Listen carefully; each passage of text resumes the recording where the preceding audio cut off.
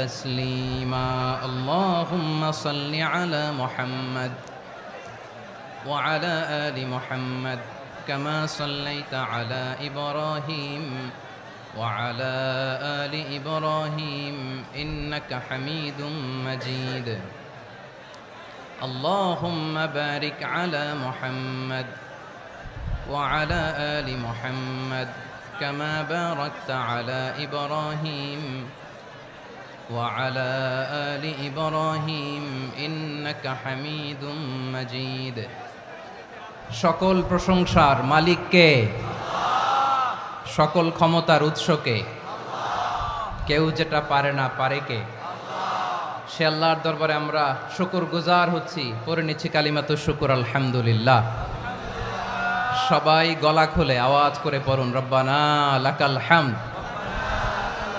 হামদান কাসীরান তাইয়্যিবান মুবারাকান ফীহি ইয়া রাব্বি লাকাল হামদু কামা ইয়ানবাগি লিজালালি ওয়াজহিকা ওয়া আযীমি সুলতানিকা লাকাল হামদু বিল ঈমান লাকাল হামদু বিল ইসলাম লাকাল হামদু বিল কুরআন।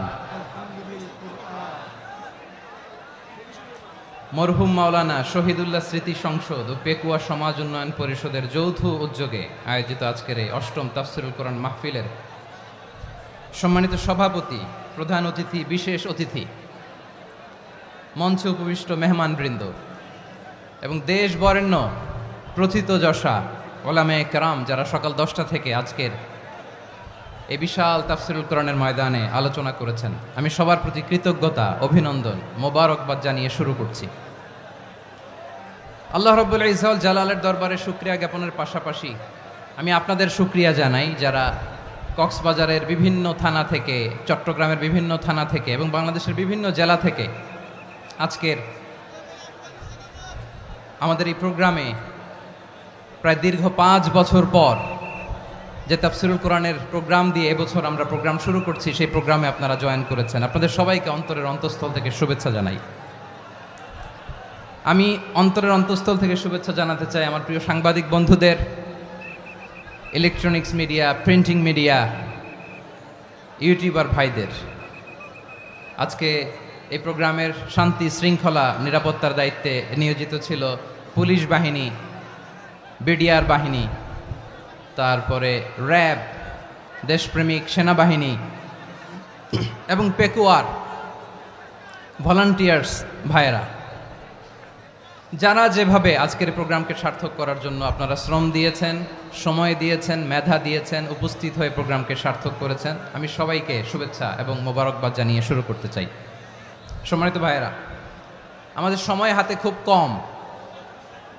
বড় তাফসীল প্রোগ্রামগুলোর সবচেয়ে বড় ক্রাইসিস বা প্রবলেম হচ্ছে এখানে শোডাউন থাকে বেশি, ইউটিউবার থাকে বেশি, নিউজ কাভারেজ বেশি, কিন্তু মন খুলে, প্রাণ খুলে, নিঝুম নিস্তব্ধ একটা পরিবেশে কথা বলার যে সুযোগ, সেটা হয়ে ওঠে না।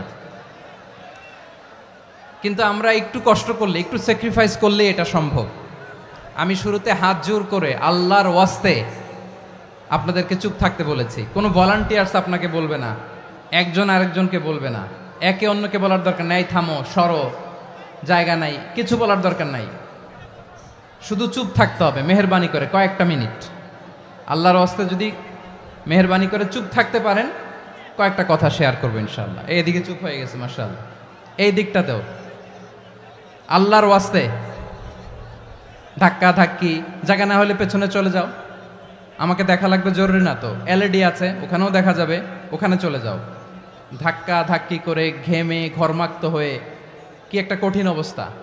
শীতের সিজন মনে হয়, আমি তো ঘামতেছি, ঘন্টা বাড়াই দিতে হবে, ঘামতেছি টোটালি। র্যাবের ভাইয়েরা কি পরিমাণে কষ্ট স্বীকার করেছে আমাকে এখানে উঠাতে, যে এটা বলে বোঝানোর মতো না।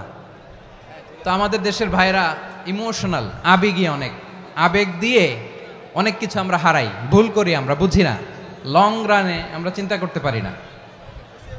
একটা নিঝুম নিস্তব্ধ পরিবেশ যদি দেয়া যেত, কথা বলতে পারতাম, লক্ষ লক্ষ কোটি কোটি মানুষ, সারা পৃথিবীর মানুষ এটা শুনতো, মানুষের মন মস্তিষ্ক চিন্তা মননে পরিবর্তন আসতো। কিন্তু ধাক্কাধাক্কি করে আসতে আসতে আমাদের মাইন্ড ডিস্টার্ব হয়ে যায়। কিছু বুলেট পয়েন্ট সাজিয়ে নিয়ে আসছে, যেটা বলবো এটা ব্রেন থেকে হারিয়ে যায়, আর মনে রাখতে পারি না। জান নিয়েই তো টানাটানি, আমি মনে রাখবো কি? জান নিয়ে টানাটানি। তো যদি আমরা প্রতিটা বড় বড় পাবলিক ইভেন্টে যদি এরকম করি, আমাদের পক্ষে কি আর ময়দানে কথা বলা সম্ভব হবে? বাধ্য হয়ে পরে ফেসবুকে ঘোষণা দিব যে আমি আর তাফসির মাহফিলে নাই, আমি মসজিদের হালাকা করব, 20 জন নিয়ে আমি দাওয়াতি কাজ করব, যথেষ্ট, গুড ইনাফ। এটাই আপনারা চান নাকি? এটাই চান? তো একটু মেহরবানি করে চুপ করা যাবে না? জায়গা না হলে পেছনে চলে যান, কিন্তু যারা থাকবেন চুপচাপ, আওয়াজ করা যাবে না। আল্লাহর ওয়াস্তে অনুরোধ করার পরে যদি এটা ভায়োলেট করেন, জবাব দিতে হবে আল্লাহর কাছে। খবরদার, আল্লাহর ওয়াস্তে বলেছি, আওয়াজ করা যাবে না। ভাইয়েরা, এভাবে আলোচনা করা যায় না, মেহরবানি করে আওয়াজ করবেন না। আমার দিকে তাকান। আজকে যে টপিকটা নিয়ে আমি আপনাদের সামনে কথা বলবো, সেটা হচ্ছে আমাদের ধর্মীয় জীবনে, সামাজিক জীবনে, রাষ্ট্রীয় জীবনে ঐক্যবদ্ধ থাকার গুরুত্ব। The importance of unity in our life. আমরা ঐক্যবদ্ধ থাকতে চাই কি চাই না? এই আপনাদের গলার আওয়াজ। আমরা ঐক্যবদ্ধ জীবনযাপন করতে চাই কি চাই না? চাই। ঐক্যের কোনো বিকল্প নাই। গত 50 বছর তো দেখেছি এ ডিসইউনিটি, অনৈক্য, বিভেদ, বিচ্ছিন্নতা আমাদেরকে কোথায় নিয়ে গিয়েছে। এই যে দেখেন, কিছুদিন আগে আমাদের বর্তমান নেতা ডক্টর ইউনূস, উনি সব রাজনৈতিক নেতৃবৃন্দদেরকে ডেকেছেন একটা ইস্যুকে কেন্দ্র করে। তার মানে গোটা বাংলাদেশ এক হয়ে গিয়েছে। আমরা সবাই উদ্বেলিত হয়েছে, উচ্ছ্বসিত হয়েছে, ঠিক কিনা বলেন? রাজনৈতিক নেতাদেরকে ডেকেছেন উনি, আমরা এক হয়েছি। এরপরে ধর্মীয় অঙ্গনের যে লিডাররা, বিভিন্ন ধর্মের, শুধু মুসলিম না, সবাইকে ডেকেছেন, আমরা ঐক্যবদ্ধ হয়েছি। এটাকে বলে ন্যাশনাল ইউনিটি, জাতীয় ঐক্য। যে কোনো ধরনের কনস্পাইরেসি, ষড়যন্ত্র, আধিপত্যবাদ মোকাবেলায় জাতীয় ঐক্যের চেয়ে মোক্ষম হাতিয়ার আর নাই। আমাদের একটা প্রতিবেশী দেশ আছে, আমরা আমাদের দেশ নিয়ে যত ভাবি, তারা তার চেয়ে বেশি ভাবে। কথা বুঝতেছেন না? আরো ভেঙে বলতে হবে। হ্যাঁ, আমরা আমাদের দেশ নিয়ে যত উদ্বিগ্ন, এদের আরো টেনশন বেশি। বলেন, আমাদের দেশে শান্তি আছে না নাই? আমরা হিন্দু মুসলিমে কখনো দাঙ্গা লাগে? আসতে বলেন, কেন লাগে? ওদের পূজা পার্বণে আমাদের মাদ্রাসার ছেলেরা যে পাহারা দেয়, চিল্লায় বলেন ঠিক কিনা? আমাদের তাফসির মাহফিলের সময় ওরা ডিস্টার্ব করেন, ঢোল বাজায় না। ওদের পূজা পার্বণের সময় আমাদের তাফসির মাহফিলের ডেট হলে আমরা চেঞ্জ করে দেই। সুবহানাল্লাহ, কি সাম্প্রদায়িক সম্প্রীতির রোল মডেল। আর ওই বাংলাদেশের ব্যাপারে তারা অনেক ডিসইনফরমেশন ছড়াচ্ছিল। ভারতের অনেকগুলো গণমাধ্যম, আমি জেনারেলাইজ করব না, আমাদের প্রতিবেশী দেশের সব গণমাধ্যমকে আমি দোষ দিতে চাই না, অনেকগুলো গণমাধ্যম তারা ডিসইনফরমেশন শেয়ার করেছে। ডিসইনফরমেশন আর মিস ইনফরমেশনের পার্থক্য আছে। মিস ইনফরমেশন না জেনে ভুল বুঝে একটা মিথ্যা বা ভুল তথ্য ছড়িয়ে দেয়া, এটার ক্ষমা আছে, এটার কি আছে? আর ডিসইনফরমেশন মানে ইচ্ছা করে, প্ল্যান করে, ম্যাপ করে, ছক এঁকে মিথ্যা, গুজব, রটনা সোশ্যাল মিডিয়ায় ছড়ানো, এটার ক্ষমা আছে? আওয়াজ করে বলেন, ক্ষমা আছে? ভারতের কিছু গণমাধ্যম তাই করেছে। আমরা ব্যথিত হয়েছি, আমাদের হৃদয়ে রক্তক্ষরণ হয়েছে। আমাদের প্রতিবেশী দেশকে বলতে চাই, আমাদের দেশ নিয়ে আপনাদের ভাবার দরকার নাই। নিজের চরকায় তেল দেন, নিজের দেশ নিয়ে ভাবেন। গত মাসের ভয়েস অফ আমেরিকার রিপোর্ট, বাংলাদেশে সংখ্যালঘু জনগোষ্ঠী আগের চেয়ে বেশি নিরাপত্তা পাচ্ছে। Report voice of America, Muslim report নাকি? মুসলিম জরিপ, ভয়েস অফ আমেরিকা। কথা বুঝে নাই বোধহয়। ভয়েস অফ আমেরিকা কি আমাদের রিপোর্ট? না, ভয়েস অফ আমেরিকার জরিপ, বাংলাদেশের সংখ্যালঘু জনগোষ্ঠী আগের চেয়ে ভালো নিরাপত্তা পাচ্ছে। শুধু এখানেই শেষ না, মাইক্রোসফটের একটা জরিপ শোনায় আপনাদেরকে। তারা সারা পৃথিবীতে গুজব, ভুয়া আর মিথ্যা নিউজ ছড়ানোতে কোন দেশ সেরা একটা রিপোর্ট করেছে। এর মধ্যে 1 নম্বরে এসেছে ভারতের নাম। মাইক্রোসফট তো মুসলমানরা চালায় না? কথা বোঝে নাই বোধহয়। প্রতিবেশী দেশকে বলবো, আপনারা নিজের চরকায় তেল দেন, আপনারাও শান্তিতে থাকেন, আমাদেরকেও শান্তিতে থাকতে দেন। সব চেঞ্জ করা যায়, প্রতিবেশী চেঞ্জ করা যায় না। আমাদের ল্যান্ড তাদের ল্যান্ড, পাশাপাশি। আমরা চাই তারাও সুখে থাক, আমরাও সুখে থাকি, ঠিক কিনা? কিন্তু প্রতিবেশী হলে বন্ধুত্বপূর্ণ আচরণ করতে হয়। প্রতিবেশী যদি বন্ধু না হয়ে প্রভু হতে চায়, এরকম দানব প্রতিবেশী কেউ চায় না। ভারত যদি বন্ধুত্ব উপহার দেয়, আমরাও বন্ধুত্ব দিব, কি বলেন? তারা যদি বন্ধু সুলভ আচরণ করে, আমরাও বন্ধুত্ব উপহার দেব। কারণ আমাদের পররাষ্ট্র নীতি হচ্ছে সবার সাথে বন্ধুত্ব, কারোর সাথে বৈরিতা নয়। আলহামদুলিল্লাহ বলেন, কত চমৎকার পলিসি আমাদের। আমরা নির্বিবাদী, আমরা বাংলাদেশিরা শান্তিকামী, we are proud of that. এজন্য আমরা গর্ববোধ করি। আমাদের পররাষ্ট্র নীতি সবার সাথে বন্ধুত্ব, কারোর সাথে শত্রুতা নয়। তাই প্রতিবেশী দেশকে বলবো, আমার ভাইয়েরা, আপনারাও আমাদের ভাই, বন্ধুত্ব দিলে বন্ধুত্ব পাবেন। বন্ধুত্ব ইজ ওয়েলকাম, দাদাগিরি নয়। বন্ধুত্ব ওয়েলকাম, দাদাগিরি নয়, লাউড অ্যান্ড ক্লিয়ার। ভারত যদি বন্ধুত্ব দেখায়, বন্ধুত্ব পাবে। কিন্তু ভারত যদি বাংলাদেশে আধিপত্যবাদ বিস্তার করতে চায়, বাংলাদেশের 18 কোটি জনগণ সেটা রুখে দেবে। ভারত যদি গৌর গোবিন্দের ভূমিকায় নামতে চায়, দেশের 18 কোটি মুসলমান শাহজালালের ভূমিকায় নামবে।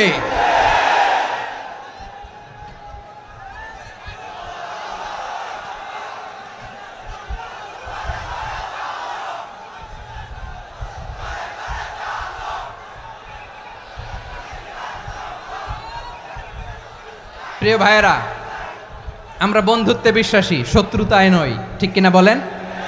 আল্লাহ আমাদেরকে বোঝার তৌফিক দান করুক। তাহলে এই যে তারা বলেছে এদেশে সংখ্যালঘুরা কষ্টে আছে, দুঃখে আছে, এটা কি ঠিক? বলেন, এটা কি ঠিক? না, তারা ডিস ইনফরমেশন শেয়ার করেছে, এটা ঠিক নয়। আমার প্রতিবেশী বন্ধু রাষ্ট্রকে বলবো, আপনারা এটা করবেন না, এটা করবেন না। আমরা শান্তিতে আছি, আপনারাও শান্তিতে থাকেন, আমাদেরকেও শান্তিতে থাকতে দেন। এই যে চিটাগাংয়ের অ্যাডভোকেট আলিফ হত্যাকাণ্ডে গোটা বাংলাদেশ আমরা ধৈর্যের পরাকাষ্ঠা দেখিয়েছে, চিল্লায় বলেন ঠিক কিনা? আমাদের নেতা আমাদেরকে ডেকেছে, আমরা শান্ত থেকেছি। আমরা শান্ত থাকতে চাই, আমরা ঐক্যবদ্ধ থাকতে চাই। যে কোনো ষড়যন্ত্র রুখে দেওয়ার জন্য ঐক্যবদ্ধ প্রচেষ্টার কোনো বিকল্প নাই।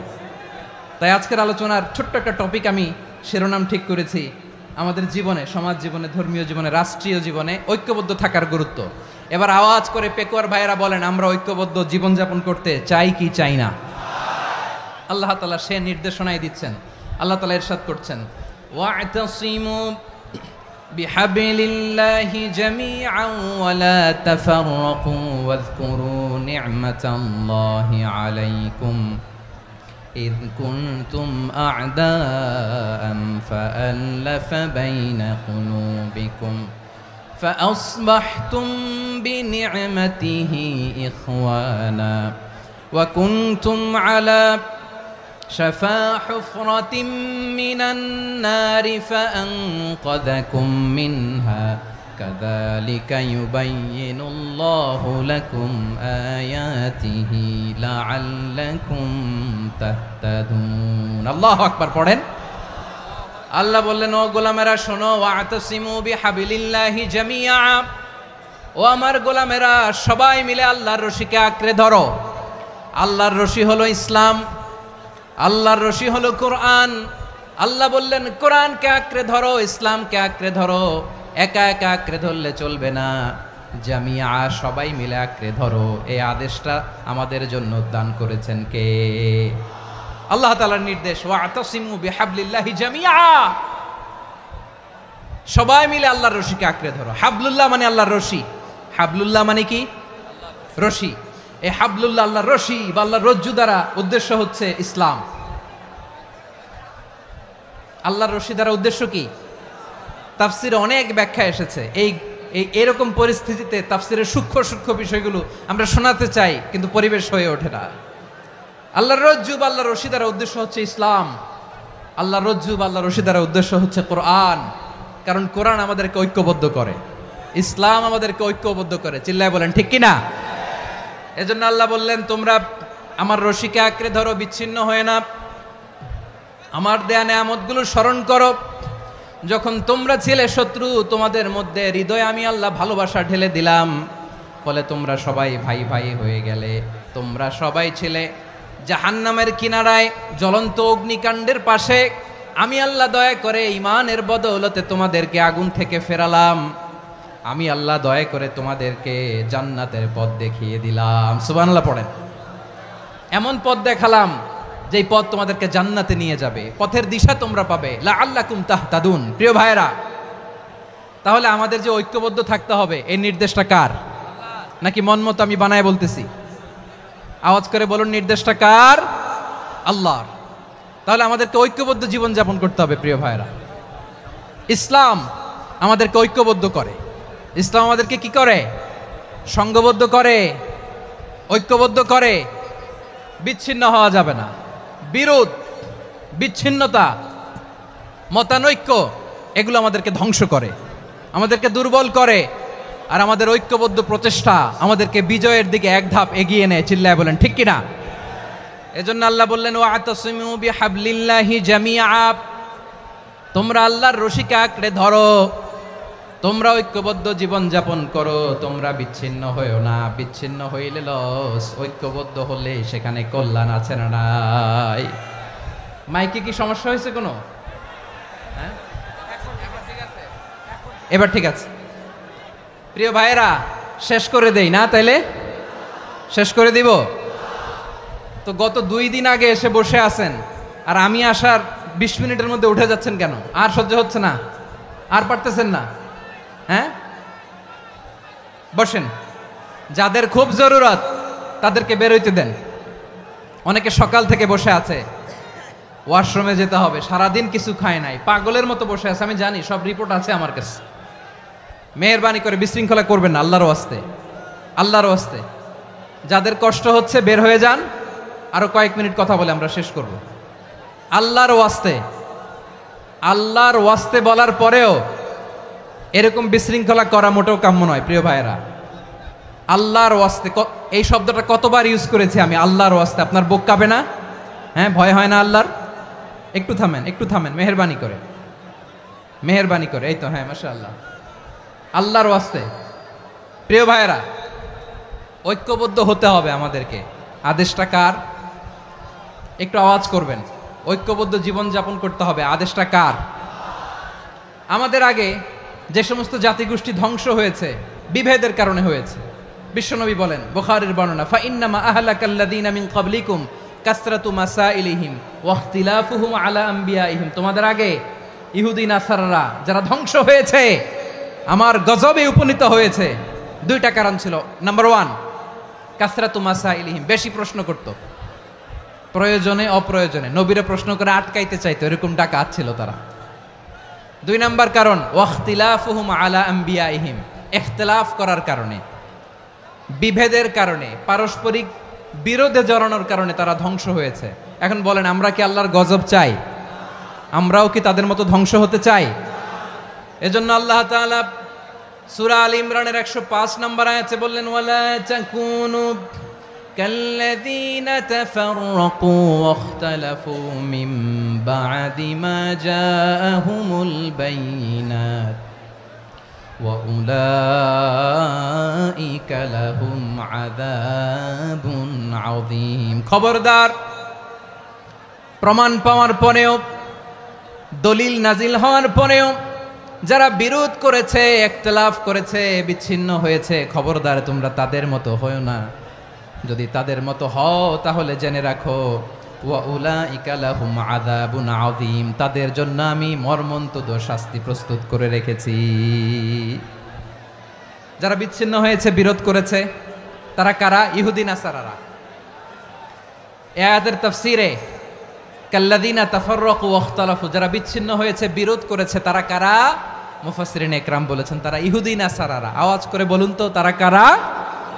ইহুদি নাসারারা। বিষ্ণু ঈসা ইসলাম সুনানে আবু দাউদ এবং তিরমিজির হাদিসে বলেন, ইফতারাকাতিল ইয়াহুদু আলা 71 ফিরকা, ইহুদিরা 71 দল হয়েছে। ইখতিলাফ করতে করতে কয় দল? সবাই বলে নাই, কয় দল? ওয়াফতারাকাতিন নাসারা আলা 72 ফিরকা, আর নাসারারা হয়েছে 72 দল। আওয়াজ করে বলুন তো, কয় দল? ওয়াসাতাফতারিকু হাযিহিল উম্মাহ বিসালাসিন ওয়া সাবঈনা ফিরকা। আর বিশ্বনবী আফসোস করে বলেন আমার উম্মত হবে 73 দল। ইহুদি 71 দল, নাসারা 72 দল, আর আমার উম্মত, বুঝে থাকলে আওয়াজ করে বলেন। বিশ্বনবী বলেছেন আমার উম্মত ভাগ হবে কয় দলে? কুল্লুহা ফিন্নার, সব জাহান্নামে যাবে, ইল্লা ওয়াহিদা, একটা দল ছাড়া। সাহাবারা বললেন মান হিয়া ইয়া রাসূলুল্লাহ, সেই নাজাত প্রাপ্ত জান্নাতি দল কোনটা? আপনি কি আমাদের বলবেন না? আপনি মেহেরবানি করে একটু বলে দেন তারা কারা। বিশ্বনবী বললেন মা আনা আলাইহি ওয়া আসহাবি, আমি এবং আমার সাহাবারা যেই মতের উপর, যেই পথের উপর আছে, এই মত এবং পথের উপর যারা থাকবে তারাই জান্নাতের দল হয়ে যাবে। যারা আমার মত, আমার সাহাবীর মত এবং পথকে অনুসরণ করবে তারাই জান্নাতে যাবে।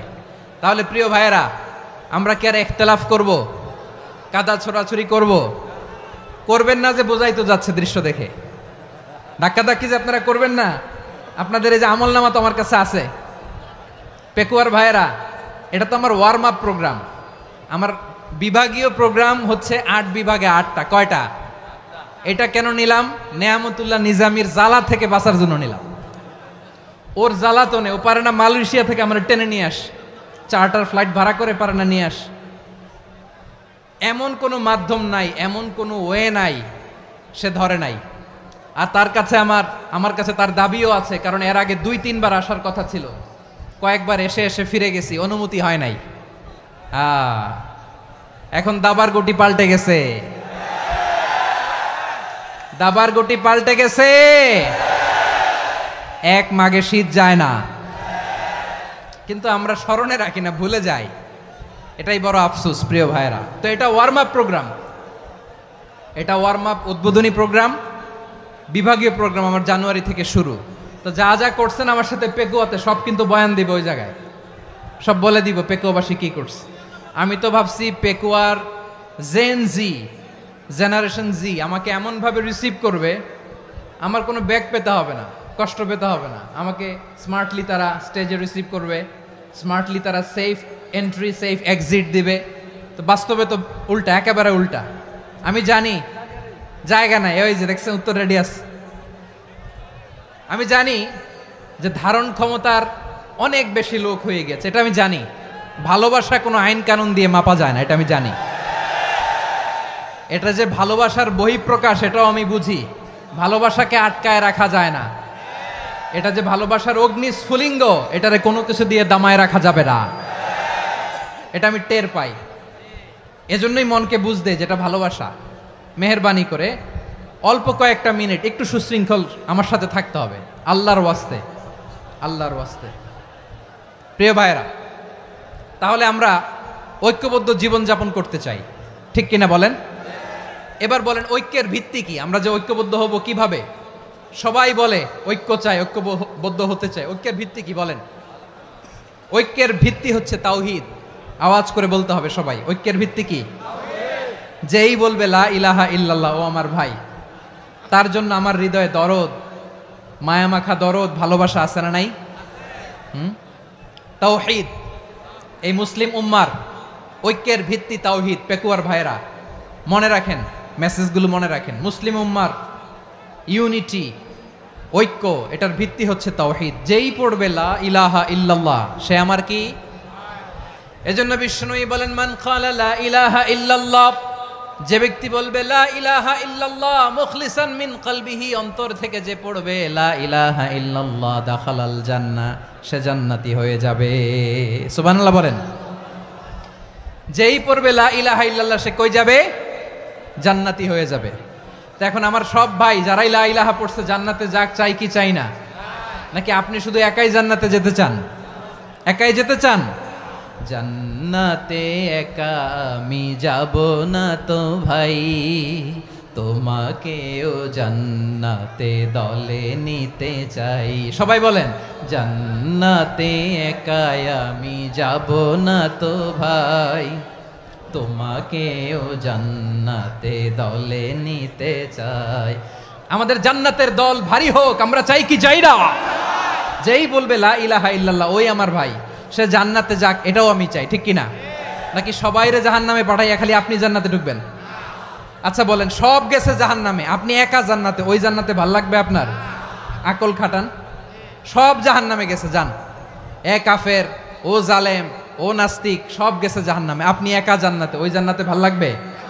জান্নাতে আমি একা যেতে চাই না, আমার জান্নাতের দলকে আমি ভারী করতে চাই। চিল্লায় বলো ঠিক কি না? যারাই বলবে লা ইলাহা ইল্লাল্লাহ তারা আমার ভাই। বিশ্বনবী এই কথাটার আরো চমৎকার ব্যাখ্যা করেছেন। তিনি বলেন, মান সাল্লা সালাতানা ওয়াস্তাকবালা কিবলাতানা ওয়া আকালা যাবিহাতানা ফাযালিকাল মুসলিম লাহু যিম্মাতুল্লাহি ওয়া যিম্মাতু রাসূলিহি ফালা তুখফিরুল্লাহা ফি যিম্মাতিহি। বিশ্বনবী তিনটা ক্রাইটেরিয়া শুনিয়ে দিলেন। তিনি বললেন, মান সাল্লা সালাতানা, যে ব্যক্তি আমাদের মতো নামাজ পড়ে, ওয়াস্তাকবালা কিবলাতানা, আমাদের কিবলারে কিবলা মানে, ওয়াকালা যাবিহাতানা, আমাদের জবাই করা পশু খায়, ফাযালিকাল মুসলিম, সেই মুসলমান। সুবহানাল্লাহ। আমার মতো নামাজ পড়ে মানে কি? তার ডিভাইন অ্যাক্টিভিটি আমার মতো, তার ইবাদতের সিস্টেম আমাদের মতো। ওয়াস্তাকবালা কিবলাতানা মানে কি? আমার যে ডাইরেকশন তারও একই